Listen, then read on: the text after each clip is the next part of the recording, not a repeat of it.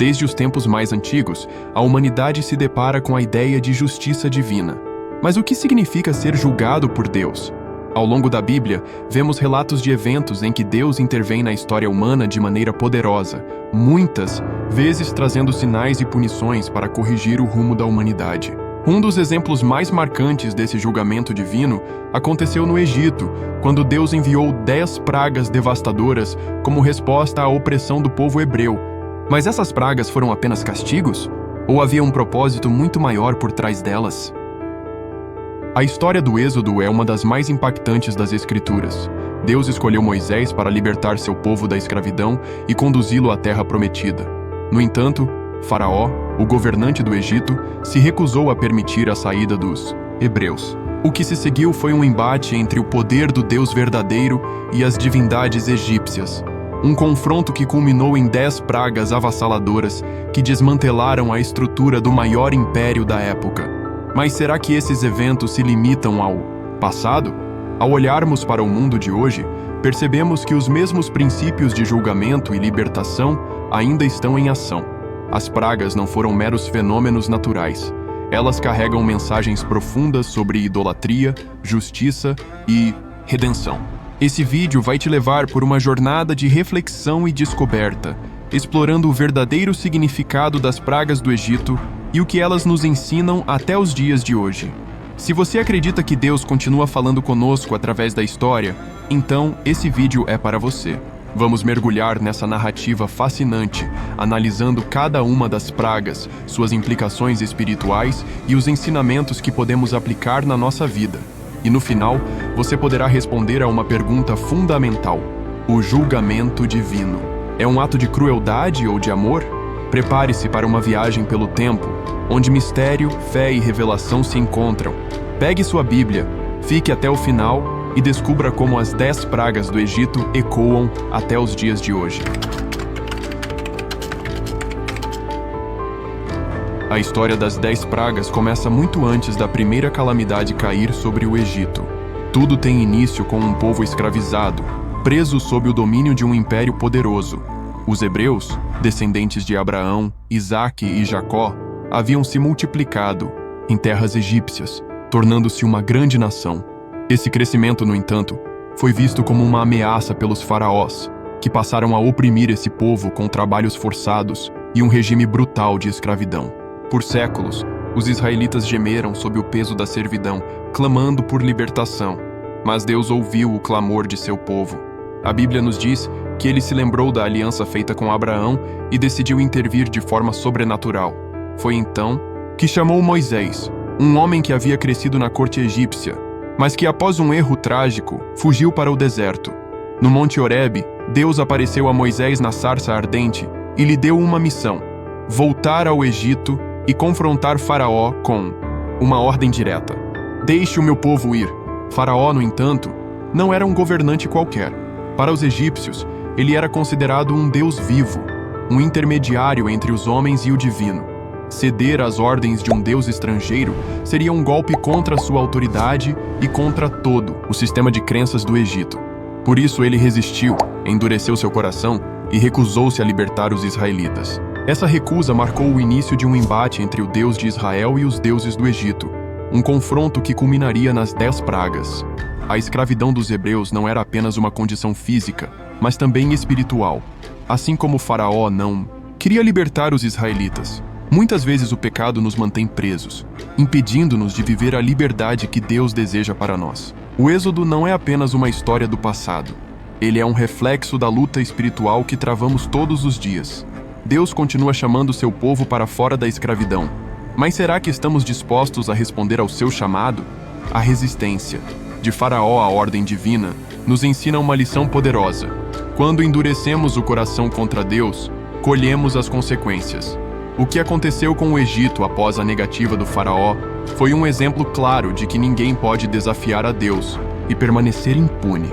Assim, começaram as pragas, sinais inequívocos do julgamento divino. As pragas do Egito não foram meros eventos naturais, mas um ataque direto contra o coração da cultura egípcia. Cada uma delas não apenas trouxe sofrimento à nação opressora, mas também desafiou diretamente os muitos deuses que os egípcios adoravam. O Egito era uma civilização profundamente religiosa, com um panteão repleto de divindades que supostamente governavam os elementos da natureza e protegiam seu povo. Ao enviar cada praga, Deus estava demonstrando seu poder absoluto e provando que não havia outro Deus além dele. Na primeira praga, as águas do Nilo se transformam em sangue, em Êxodo 7, 14 e 24. O rio Nilo era a veia vital do Egito, a fonte de sustento, irrigação e transporte. Os egípcios o consideravam sagrado e o associavam ao deus Hapi, responsável pelas inundações anuais que fertilizavam a terra. Quando Deus transformou suas águas em sangue, ele mostrou que não era Hapi quem sustentava a vida, mas o próprio Criador. Durante 7 dias, os egípcios não puderam beber sua água, os peixes morreram, e o cheiro pútrido tomou conta do país, desafiando diretamente sua confiança nesse rio divinizado. Na segunda praga, a invasão de rãs, em Êxodo 8:1-15. As rãs emergiram do Nilo e invadiram todo o Egito, infestando casas, leitos e até mesmo os fornos e utensílios de cozinha. Essa praga era um golpe contra Heket, a deusa da fertilidade, representada com a cabeça de rã. Os egípcios a veneravam como a guardiã dos partos e acreditavam que matar rãs era uma ofensa aos deuses. Assim, essa praga foi particularmente irônica. O que antes era considerado sagrado, agora se tornava uma praga incontrolável e insuportável. Na terceira praga, a poeira se transformada em piolhos, em Êxodo 8:16-19. O pó da terra se transformou em piolhos, ou pequenos insetos que infestaram pessoas e animais. Esse evento desafiou Geb, o deus da terra, pois o próprio solo egípcio se tornou um agente de tormento. Além disso, os sacerdotes egípcios que prezavam pela pureza ritual e evitavam qualquer contato com sujeira ou pragas, se viram impossibilitados de realizar seus cultos. Pela primeira vez, os magos do Egito reconheceram que era o dedo de Deus agindo contra eles. Na quarta praga, aparecem enxames de moscas em Êxodo 8:20-32. Moscas ou insetos mortais invadiram as casas dos egípcios, tornando a vida insuportável. Alguns estudiosos sugerem que poderiam ser besouros sagrados associados ao deus Khepri, que simbolizava a renovação e o ciclo da vida. O fato de esses insetos se tornarem uma praga demonstrava que nem mesmo os símbolos de renascimento do Egito eram capazes de protegê-los do julgamento de Deus. Na quinta praga, ocorre a morte do gado egípcio em Êxodo 9:1-7. A pecuária egípcia foi devastada por uma praga mortal que matou cavalos, jumentos, camelos, bois e ovelhas. O Egito reverenciava diversos deuses com formas bovinas, como Apis, o touro sagrado de Mênfis, e Hathor, a deusa da maternidade e protetora do gado. Essa praga mostrou que os deuses egípcios eram incapazes de proteger seus próprios símbolos, reforçando a impotência de seus ídolos diante do Deus verdadeiro. Na sexta praga aparecem úlceras e feridas em todos os egípcios em Êxodo 9:8-12. Cinzas jogadas ao ar por Moisés se transformaram em feridas e úlceras que atingiram egípcios e animais. Isso foi um golpe contra Sekhmet, a deusa da cura, e Imhotep, o deus da medicina. Os próprios sacerdotes egípcios, que se orgulhavam de sua pureza e conhecimento medicinal, foram incapazes de se curar, ficando cobertos de chagas. Esse evento mostrou que apenas Deus tem poder sobre a saúde e a doença. Na sétima praga, caem chuvas de granizo e fogo misturados, em Êxodo 9:13-35. Uma tempestade violenta de granizo e fogo caiu sobre o Egito, destruindo plantações, árvores e gado no campo. Essa praga humilhou deuses como Nut, a deusa do céu, e Set, o deus das tempestades e do caos. Nenhum dos protetores do clima pôde conter a ira do verdadeiro Deus. Muitos egípcios começaram a temer a Deus e buscar abrigo, mas Faraó continuou resistente. Na oitava praga acontece a praga dos gafanhotos em Êxodo 10:1-20. Milhões de gafanhotos cobriram o Egito e devoraram tudo o que o granizo havia deixado para trás. Serapis, o deus da vegetação e da fertilidade, foi incapaz de evitar a destruição. Essa praga garantiu que não houvesse alimento no Egito, trazendo fome e desespero ao povo. Na nona praga, acontece 3 dias de trevas totais Em Êxodo 10, 21, 29. A escuridão tomou conta do Egito por 3 dias. Um golpe direto contra Ra, o principal deus do panteão egípcio, associado ao sol. A ausência de luz simbolizava a derrota total da religião egípcia, pois seu maior deus não conseguia trazer o amanhecer. No entanto, nas casas dos hebreus, a luz permaneceu, reforçando a separação entre o povo de Deus e os egípcios. Na 10ª praga acontece a morte dos primogênitos em Êxodo 11, 1 e 10, 12, 29 e 36.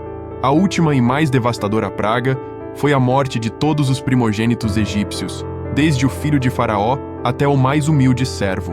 Osíris, o deus da morte e ressurreição, não pôde impedir a tragédia. Somente aqueles que seguiram a ordem divina e marcaram suas portas com o sangue do Cordeiro foram poupados. Esse evento instituiu a primeira Páscoa, um prenúncio do sacrifício de Jesus Cristo. As pragas não foram meros castigos aleatórios. Elas tinham um propósito claro: mostrar que Deus é soberano sobre tudo e que nenhum ídolo pode se comparar a Ele. O julgamento divino pode parecer severo, mas sempre carrega uma mensagem. A salvação está disponível para aqueles que obedecem a Deus. Os egípcios tiveram múltiplas oportunidades para se arrepender, mas Faraó endureceu seu coração. Quantas vezes resistimos à voz de Deus da mesma forma? Quando olhamos para o mundo ao nosso redor, percebemos que muitos dos problemas que enfrentamos são reflexos espirituais dos tempos antigos. As pragas do Egito não foram apenas um evento isolado. Elas representam a luta contínua entre Deus e os sistemas que escravizam a humanidade. Hoje, não temos um faraó físico, mas há estruturas que aprisionam milhões de pessoas: a idolatria, a corrupção, a injustiça e a cegueira espiritual. A primeira praga nos lembra de como a sociedade moderna ainda depende de fontes que não podem dar vida verdadeira. Muitos confiam na ciência, no dinheiro ou no poder como se fossem deuses. Mas, assim como o Nilo sangrou, essas falsas seguranças podem ser abaladas a qualquer momento. Já as pragas que afetaram a natureza, como a invasão de gafanhotos e o granizo destruidor, nos fazem pensar em como o mundo sofre com catástrofes climáticas. Seriam esses sinais de que Deus continua chamando a humanidade ao arrependimento? A praga das trevas pode ser vista como um símbolo do estado espiritual de muitas pessoas. Em um mundo saturado por informações e tecnologia, nunca houve tanta cegueira espiritual. Assim como os egípcios ficaram dias sem ver a luz do sol, muitos hoje vivem sem enxergar a verdade de Deus. Será que estamos preparados para reconhecer os sinais dos tempos? E o que dizer da morte dos primogênitos? Esse evento trágico aponta para algo muito maior: a necessidade de redenção. Assim como os hebreus foram salvos pelo sangue do Cordeiro, nós também só podemos escapar do julgamento por meio do sangue de Cristo, o verdadeiro Cordeiro de Deus. A história das pragas não terminou no Egito. Ela se repete em ciclos ao longo da humanidade, chamando-nos a decidir de que lado estamos. Ao longo da história, sempre houve quem questionasse o julgamento de Deus. Muitos perguntam: se Deus é amor, por que Ele julga e castiga? A resposta está na própria essência da justiça. Um Deus que não julga o mal não pode ser considerado um Deus justo. Se Deus ignorasse a opressão e a idolatria do Egito, Ele não seria diferente dos líderes humanos que permitem que o pecado e a corrupção dominem. Mas mesmo no julgamento, Deus sempre oferece uma saída. Antes de cada praga, Moisés foi até Faraó e advertiu sobre o que viria. Se Faraó tivesse se arrependido, as pragas não teriam sido necessárias. No entanto, seu coração se endureceu. O mesmo acontece hoje. Deus continuamente nos chama ao arrependimento, mas muitos ignoram seus avisos. Será que estamos ouvindo a voz de Deus ou endurecendo nosso coração como Faraó? Além disso, o julgamento de Deus sempre vem acompanhado de misericórdia para aqueles que se voltam para Ele.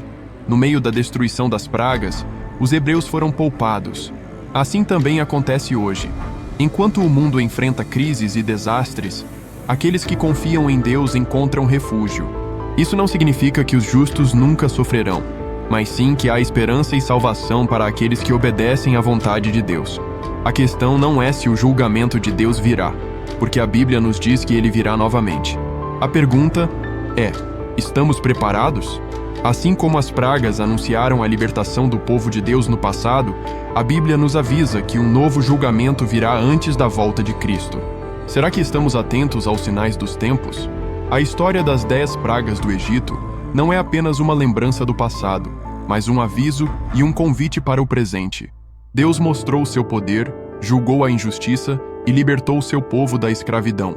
Hoje, Ele continua chamando homens e mulheres para sair da escravidão do pecado e entrar na liberdade que só Cristo pode oferecer. Se há algo que aprendemos com as pragas do Egito, é que Deus não permanece em silêncio diante do mal. Seu julgamento é real, mas sua misericórdia também é. O que aconteceu no Egito é um alerta para todos os tempos. Quem escolhe endurecer o coração sofrerá as consequências, mas quem se refugia em Deus encontrará salvação. O mundo pode tentar resistir, assim como o Faraó fez, mas no final, a vontade de Deus sempre prevalece. A pergunta que resta é: de que lado você estará quando o julgamento vier? Se essa história tocou seu coração, compartilhe este vídeo e deixe seu comentário. Queremos saber sua opinião. Você acha que estamos vivendo tempos semelhantes ao do Egito? Não se esqueça de se inscrever no canal e ativar as notificações para mais conteúdos sobre a Bíblia.